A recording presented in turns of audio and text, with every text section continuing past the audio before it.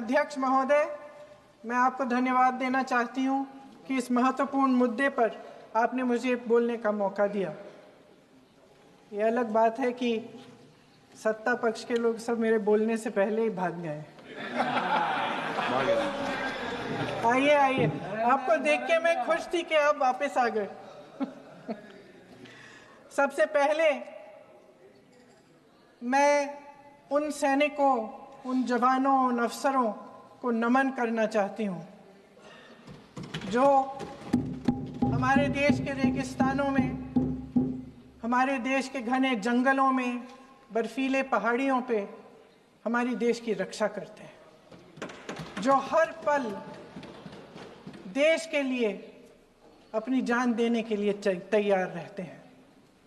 1948 से लेकर अब तक, जब से पाकिस्तानी रेडर्स ने कश्मीर पे हमला किया, तब से लेकर अब तक हमारे देश की अखंडता की रक्षा करने में उनका बड़ा योगदान है।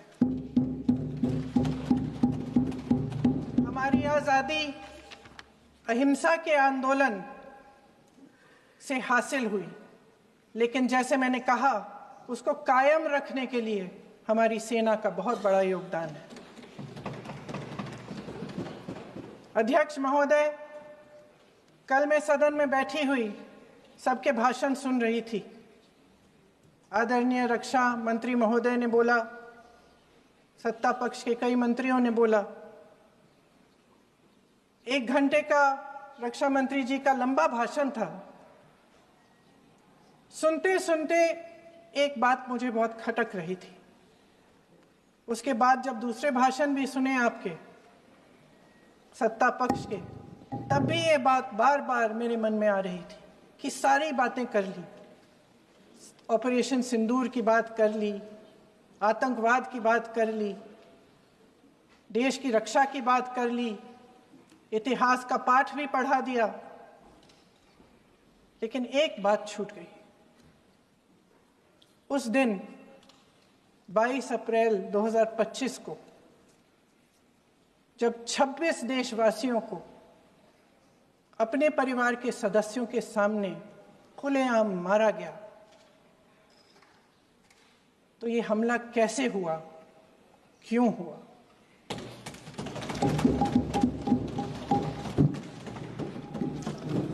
अध्यक्ष महोदय, ये लोग बैसारन वैली में, पहलगाम के पास कश्मीर में क्या कर रहे थे? आजकल पब्लिसिटी का दौर है, प्रचार का ज़माना है। कुछ समय से हमारी सरकार ये प्रचार कर रही थी कि कश्मीर में आतंकवाद ख़त्म हो गया है, कि कश्मीर में शांति है, अमन चैन है। प्रधानमंत्री जी ने खूब भाषण दिए, देशवासियों को कहा कि चलिए कश्मीर चलिए, सैर करिए। कई बार मैंने ये भी देखा मीडिया पर, टीवी पर, कि कश्मीर जाइए, ज़मीन खरीदिए, अब वहाँ अमन चैन है, शांति का वातावरण है। इसी बीच शुभम द्विवेदी, एक कानपुर के नौजवान, और उनके पूरे परिवार ने तय किया कि वो कश्मीर जाएंगे। शुभम द्विवेदी की 6 महीने पहले शादी हुई थी। उसकी पत्नी ने कहा कि उनके बीच एक ऐसा रिश्ता था, प्रेम और दोस्ती का ऐसा रिश्ता था कि वो एक दूसरे को बच्चों की तरह हंसाते थे। सोशल मीडिया पर एक वीडियो भी जारी है जिसमें पूरा परिवार एक साथ बैठा हुआ ताश खेल रहा है और ऐसे हंस रहे हैं कि उस वीडियो को देख के किसी का भी दिल टूट जाए कि इस परिवार को इस तरह से उजड़ने क्यों दिया हमने। 22 अप्रैल 2025 को बैसारन वैली में मौसम का मिजाज अच्छा था। जैसे हर रोज़ लगातार 1000 से 1500 लोग वहाँ पहुँचते थे, उसी तरह से उस दिन भी तमाम पर्यटक वहाँ पहुँचे। वहाँ का रास्ता आसान नहीं है अध्यक्ष महोदय जी, जंगल से जाना पड़ता है, पहाड़ों के बीच जाना पड़ता है, घोड़े से जाना पड़ता है। ये परिवार वहां पहुंचे, मौसम सुहाना था, उनके बच्चे ट्रैम्पोलिन पे खेल रहे थे, कोई जिपलाइन कर रहा था, कोई चाय पी रहा था, तो कोई कश्मीर की सुंदर वादियों की ठंडी हवा का मजा ले रहा था। शुभम अपनी पत्नी के साथ एक स्टॉल पे खड़े थे। तभी अचानक 4 आतंकवादी जंगल में से निकलते हैं और शुभम को वहीं अपनी पत्नी के सामने मार डालते हैं। उसके बाद वे वहां से पूरे वैली में 1 घंटे के लिए लोगों को चुन चुन कर मारते हैं। किसी के पति को अपनी पत्नी के आंखों के सामने, किसी के पिता को अपने बेटे के सामने,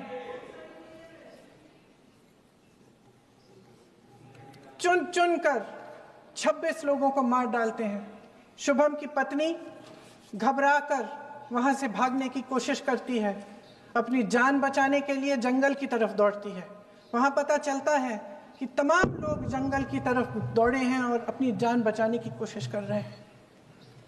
कोई अपने बेटे का हाथ पकड़ के पहाड़ों पर घसीटता हुआ जा रहा है, कोई कश्मीरी घोड़े वालों और गाइडों की मदद लेते हुए चले जा रहा है। कोई रास्ता नहीं है, कोई तरीका नहीं है, लेकिन किसी न किसी तरह से शुभम की पत्नी के शब्दों में किसी ऐसी शक्ति ने हमको बचा कर रखा कि हमें किसी न किसी तरह से हम अकेले नीचे पहुंचे। और मैं उनके लफ्ज पढ़ना चाहती हूं, क्योंकि उन्होंने कहा कि इस पूरे समय जब 1 घंटे के लिए चुन चुन कर भारतीय नागरिकों को मारा जा रहा था, इस पूरे समय उसे एक सुरक्षाकर्मी नहीं दिखा, एक सैनिक नहीं दिखा।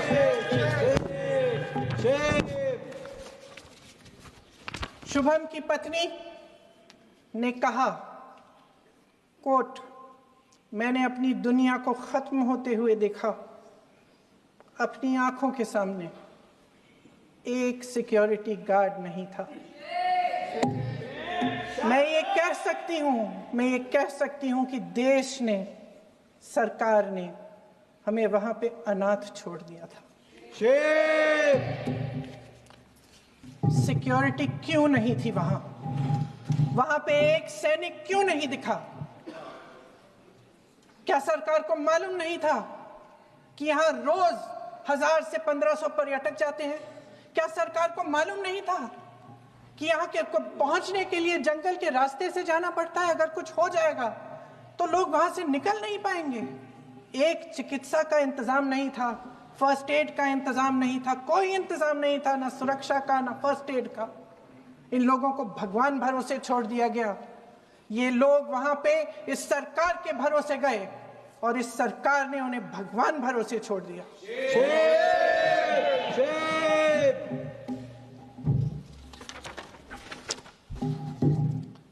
मैं पूछना चाहती हूं, ये किसकी जिम्मेदारी थी? इस देश के नागरिकों की सुरक्षा की जिम्मेदारी किसकी है? क्या इस देश के प्रधानमंत्री की नहीं है? क्या इस देश के गृह मंत्री की नहीं है? क्या इस देश के रक्षा मंत्री की नहीं है? क्या एनएसए की नहीं है? अध्यक्ष महोदय, पहलगाम हमले से सिर्फ 2 हफ्ते पहले हमारे गृह मंत्री महोदय जी कश्मीर गए थे। किस लिए गए थे? जो सुरक्षा की व्यवस्था है इसको देखने के लिए गए थे, इसको रिव्यू करने के लिए गए थे। और उन्होंने वहां कहा कि आतंकवाद पर विजय प्राप्त हुई है। ये 2 हफ्ते पहले है। 3 महीने बाद जेएनके के गवर्नर साहब एक आम इंटरव्यू में ऐसे ही चलते चलते कह देते हैं कि हाँ, बैसारन वैली में बहुत लापरवाही हुई और इसके लिए मैं जिम्मेदारी लेता हूँ। ऐसे ही चलते चलते, और वो बात होती है, खत्म भी वहां होती है और वहीं खत्म हो जाती है। उनसे जिम्मेदारी ली भी नहीं जाती, कोई सवाल नहीं उठाता, कोई जवाब नहीं देता। अध्यक्ष महोदय, उस हमले की जिम्मेदारी एक आतंकवादी गुट जिसका नाम TRF है थोड़े दिनों बाद लेती है। कौन है ये TRF? 2019 में ये गुट बना। 2020 में इसने कश्मीर में आतंकवाद का काम शुरू कर दिया और अप्रैल 2020 से लेकर 22 अप्रैल 2025 तक इन्होंने 25 आतंकवादी हमले किए। गृह मंत्री महोदय ने जब यूपीए सरकार के समय के आतंकवादी हमले गिने तो लगभग 25 गिनवाए थे अभी अपने भाषण में। इस गुट ने कश्मीर में 25 हमले 2020 और 2025 के अंदर एक पूरी लिस्ट है इन हमलों की। मेरे पास इतना समय नहीं है इसलिए मैं एक एक को नहीं पढ़ना चाहती, लेकिन मैं इतना कहूंगी कि इनमें रियासी का हमला भी था 2024 का, जिसमें 9 लोग मारे गए और 41 लोग घायल हुए। कुल मिलाकर 2020 से लेकर 22 अप्रैल 2025 तक TRF ने 41 सेना और सुरक्षा कर्मियों की हत्या की, 27 सिविलियन की हत्या की और 54 लोगों को घायल किया था। भारत सरकार ने TRF को आतंकवादी संगठन का दर्जा कब दिया? 2020 में दिया, 2021 में दिया, 2022 में दिया, 2023 में दिया। 3 साल बाद, 3 सालों के लिए ये आतंकवादी गतिविधियां कर रहे हैं और आप इनको आतंकवादी संगठन तब कहते हैं 2023 में। इसकी क्या वजह थी? ये सब सरकार के संज्ञान में था और आप मुझे बताना चाहते हैं, सत्ता पक्ष के नेता बताना चाहते हैं कि ये सब आपके संज्ञान में था, लेकिन कोई भी एक ऐसी एजेंसी नहीं है हमारी सरकार की जिसको पता चला कि ऐसा हमला, ऐसा भयानक हमला होने जा रहा है हमारे देश में, कि पाकिस्तान में बैठे हुए इस हमले की योजना बन रही है कि हम भारत जाके हैवानियत करेंगे, 26 लोगों को मार डालेंगे और हमें पता ही नहीं है। क्या ये हमारी एजेंसियों की विफलता है कि नहीं है? ये बहुत बड़ी विफलता है, ये एक बहुत बड़ी विफलता है। जानते थे कि ये गुट है, जानते थे कि 5 सालों से ये आतंकवादी हमले कर रहा है, अध्यापकों को मारा, आर्मी के बड़े बड़े अफसरों को मारा, आम जनता को मार डाला, पुलिस वालों को मार डाला, और आप इन पे निगरानी नहीं रख रहे थे। और ये जो एजेंसियां हैं इनकी जिम्मेदारी कौन लेगा? क्या IB चीफ ने अपना इस्तीफा दिया? क्या किसी ने इस्तीफा दिया? गृह मंत्री जी के कार्य क्षेत्र में आता है इंटेलिजेंस ब्यूरो। क्या गृह मंत्री जी ने इस्तीफा दिया? इस्तीफा छोड़िए, जिम्मेदारी ली।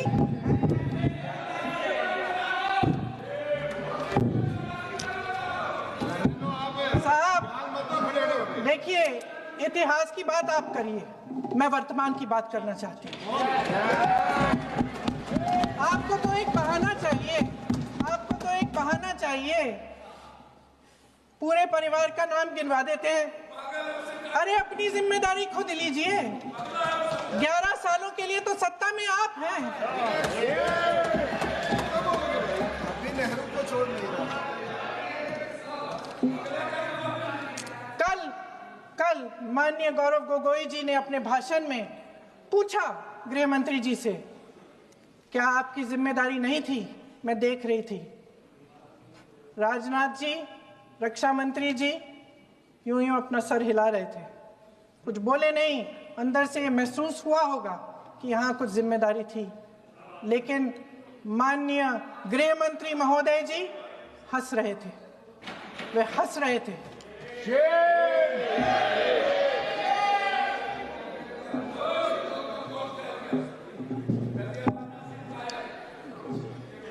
अध्यक्ष महोदय, कल सत्ता पक्ष और आज भी सत्ता पक्ष के नेताओं ने 2008 के मुंबई के हमलों का जिक्र किया, बार बार कहा कि मनमोहन सिंह जी की सरकार ने कुछ नहीं किया। ये तो जानकारी होगी ना कि उसी समय जब वो आतंकवादी हमला चल रहा था तभी उन आतंकवादियों को मार डाला था, एक बचा था और उसको भी फांसी दे दी थी 2012 में। महाराष्ट्र के मुख्यमंत्री ने इस्तीफा दिया। देश के गृह मंत्री ने जिम्मेदारी लेकर इस्तीफा दिया। एक जवाबदेही थी पब्लिक के प्रति, एक जवाबदेही थी इस देश की जनता के प्रति, इस देश की धरती के प्रति।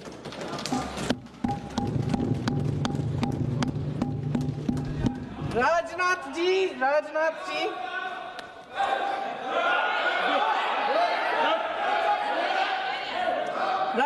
जी तो पुलवामा, उरी और पठानकोट के समय गृह मंत्री रहे थे।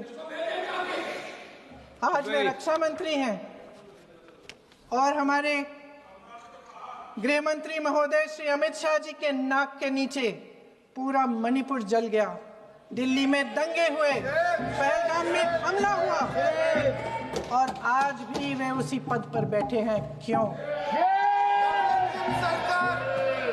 अध्यक्ष महोदय, बमबारी से अखबारों के हेडलाइन बनते हैं, मगर कहानी सुरक्षा में की चूक में भी है। आज देश खोखले भाषण नहीं सुनना चाहता, देश जवाब चाहता है, तसल्ली चाहता है कि सच उससे छिपाया नहीं जाएगा।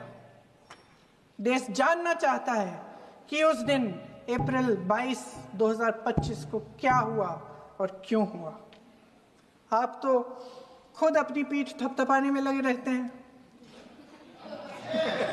सेना, देश, संसद से सच छुपाते हैं। ऑपरेशन सिंदूर जब शुरू हुआ, हम सब ने समर्थन किया, सब एकजुट होकर खड़े हो गए इस देश के लिए। दोबारा होगा, दोबारा खड़े हो जाएंगे।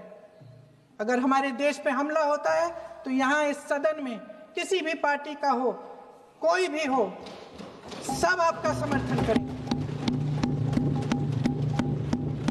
और हमें अपनी सेना पर गर्व है कि उन्होंने इस बार भी दृढ़ता से लड़ाई लड़ी, धैर्य से लड़ाई लड़ी, वीरता से लड़ाई लड़ी। लेकिन इस ऑपरेशन का सिंदूर का क्रेडिट, उसका श्रेय तो हमारे प्रधानमंत्री जी चाहते हैं। सही भी है, ठीक है, सही है, श्रेय ले। ओलंपिक्स में हमारा मेडल आता है, उसका भी श्रेय लेते हैं। लेकिन सिर्फ श्रेय लेने से नहीं होता नेतृत्व, जिम्मेदारी भी लेनी पड़ती है।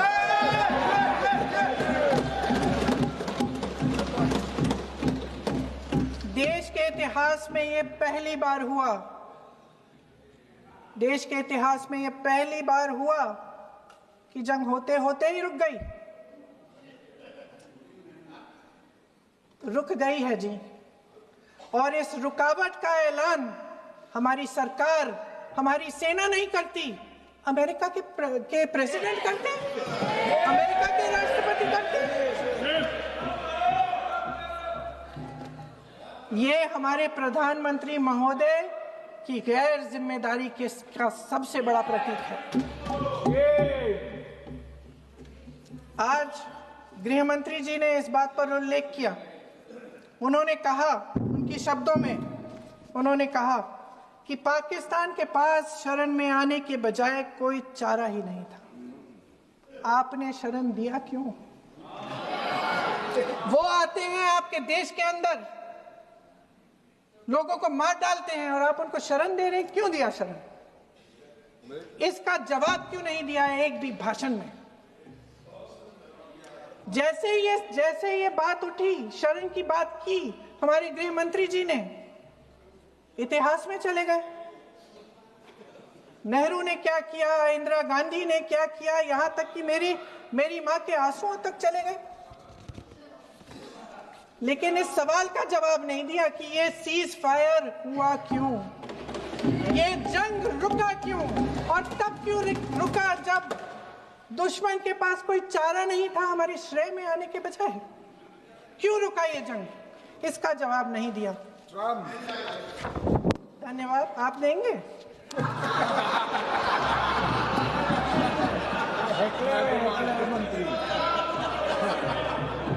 देना भाई देना, आपको टाइम मिलेगा तो, टाइम नहीं मिलेगा आपको शायद।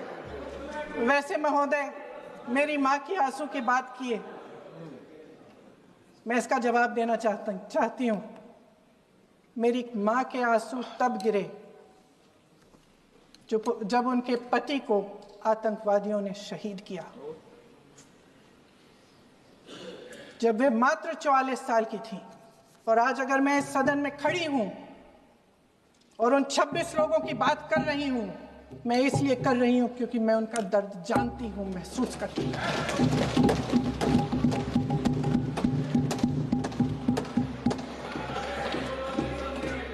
अध्यक्ष महोदय, मैंने कहा कि देश का नेतृत्व सिर्फ उपलब्धियों का श्रेय लेने से मजबूत नहीं होता।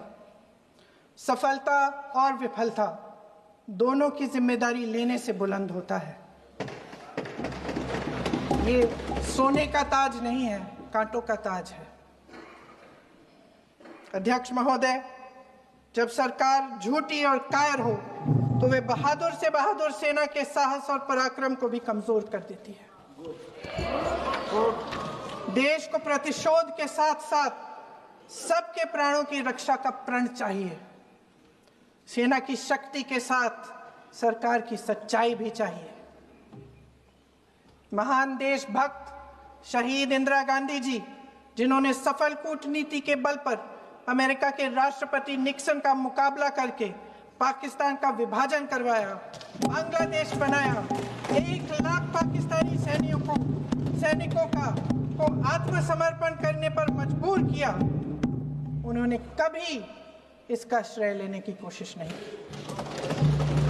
ऑपरेशन सिंदूर का मकसद अगर पाकिस्तान को सबक सिखाना था तो शायद ये मकसद अभी अधूरा है, क्योंकि हमारी कूटनीति विफल रही है। इसका प्रमाण यही है कि ऑपरेशन सिंदूर के बाद एक पाकिस्तानी जनरल, जिसके हाथ खून से रंगे थे, अमेरिका के राष्ट्रपति के साथ बैठकर लंच खा रहे थे। अगर ऑपरेशन सिंदूर का मकसद आतंकवाद को खत्म करने का था तो पाकिस्तान को संयुक्त राष्ट्र के आतंकवाद विरोधी समिति का अध्यक्ष चुने जाने से इस मकसद को धक्का लगा है। इसकी जिम्मेदारी कौन लेगा? क्या हमारे प्रधानमंत्री लेंगे? क्या उनमें यह हिम्मत है? नहीं है। अगर इस ऑपरेशन के दौरान हमारे जहाजों का नुकसान नहीं हुआ तो सदन में इसे साफ साफ कहने से क्या डर है? क्यों नहीं कहा है? कल भी रक्षा मंत्री जी ने कहा कि हमारे इंफ्रास्ट्रक्चर का नुकसान नहीं हुआ, तो जहाजों के बारे में भी बता दें, साफ साफ बता दें, क्या हर्ज है? सच्चाई तो है। सवालों से बचने के लिए ये सरकार हमेशा प्रयास करती है। इसकी राजनीतिक कायरता बेमिसाल है। देशवासियों के प्रति जवाबदेही का एहसास ही नहीं है। सच्चाई ये है कि इनके दिल में जनता के लिए कोई जगह नहीं है। सब राजनीति है, सब पीआर है, सब प्रचार है, सब पब्लिसिटी है। देश की जनता के लिए आपके हृदय में कुछ नहीं रहा। बहुत समय हो गया है आप इस प्रचार में ही लिप्त हैं, जनता को देख नहीं पा रहे हैं। जी माननीय, जो पहलगाम में हुआ, खत्म करती हूँ, जो पहलगाम में हुआ उससे हर एक देशवासी के दिल पे चोट पहुंची है। हिमांशी नारवाल की गुहार ने हम सबको शर्मिंदा किया है। इसीलिए मैं आज यहाँ खड़े हुए एक आखिरी बात करना चाहती हूँ।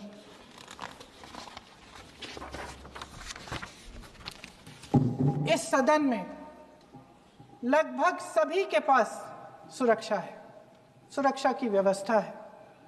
हम जहां भी जाते हैं हमारे साथ सुरक्षा कर्मी आते हैं। आपको भी मिल जाएगी, आप मंत्री बन जाएंगे, आपको भी मिल जाएगी। मैं मजाक की बात नहीं कर रही हूँ, थोड़ा सा धैर्य रखिए।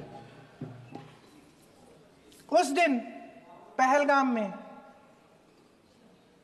26 परिवार उजड़ गए। 26 लोगों को अपने परिवार के सदस्य के सामने मारा गया।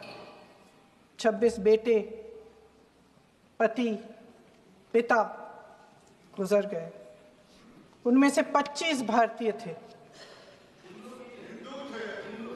भारतीय थे।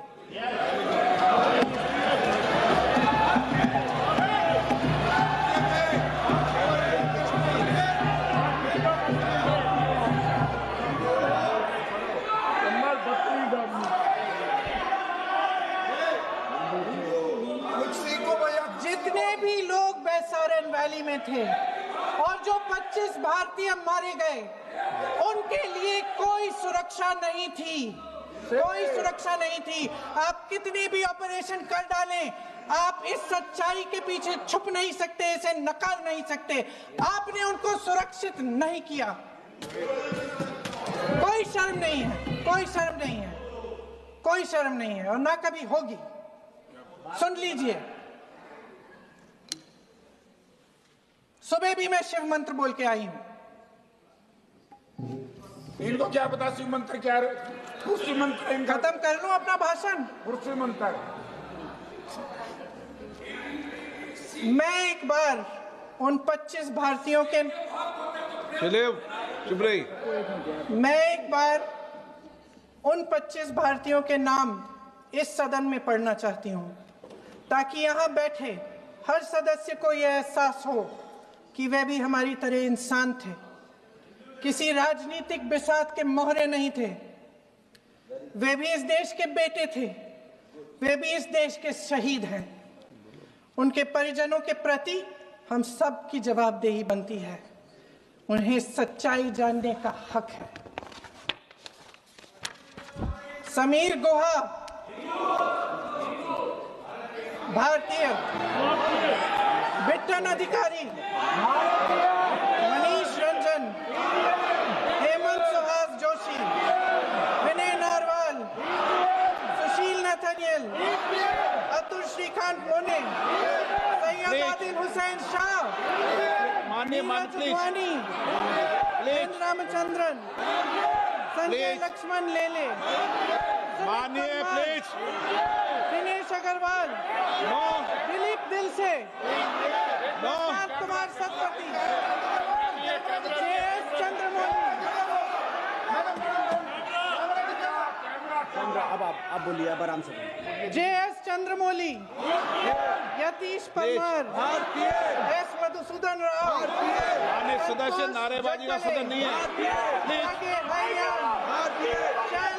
शैलेश कलाटिया, ये तरीका ठीक नहीं है आपका। मंजुनाथ राव, कौस्तभ गणबोते, शुभम द्विवेदी। जय हिंद।